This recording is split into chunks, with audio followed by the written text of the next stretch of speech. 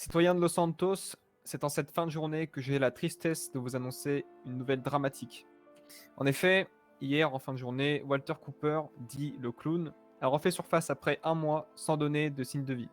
Les services de renseignement, pensant qu'il avait quitté l'État, s'étaient déployés à l'échelle nationale sur cette affaire et ont donc perdu en efficacité dans un pays grand comme le nôtre. À l'occasion de sa réapparition, le clown s'est saisi d'une opportunité de kidnapper une juge fédérale ainsi qu'une civile. En utilisant ce moyen de pression, ainsi qu'en menaçant de faire sauter, comme il l'a déjà fait, l'ensemble des générateurs d'électricité de l'État à l'aide d'un détonateur, le clown nous demandait une rançon de 1 million de dollars, ainsi qu'une annulation totale de toutes ses peines. Naturellement, la police a renoncé à cette demande.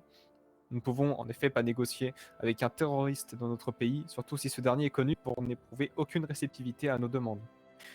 Cette attaque s'est conclue par une explosion généralisée des compteurs en ville et la mutilation des otages détenus par le clown, qui ont ensuite été pris en charge par les services de secours.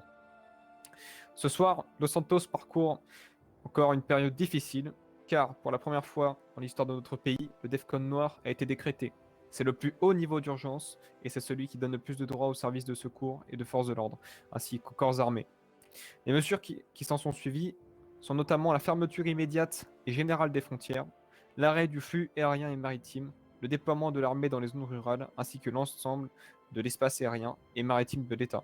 La police a été munie de véhicules blindés pour faire face à une menace d'une deuxième attaque. Le DEFCON noir est maintenu au moins jusqu'à ce soir à 23h59 et pourra être renouvelé pour 24 heures si la situation l'impose.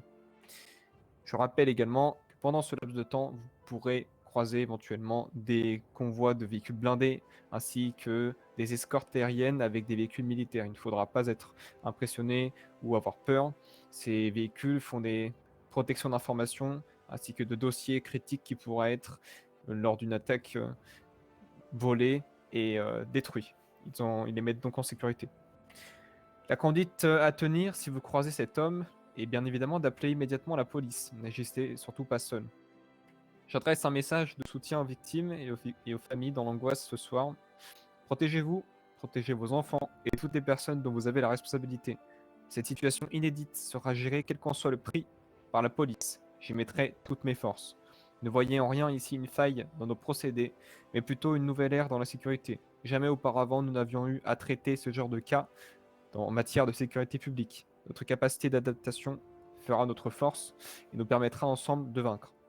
Pour conclure, force de rester à la loi, et ce de manière durable. Walter Cooper, quand il sera interpellé, sera placé en détention immédiatement au pénitencier de Bolingbroke et sera jugé pour acte de terrorisme.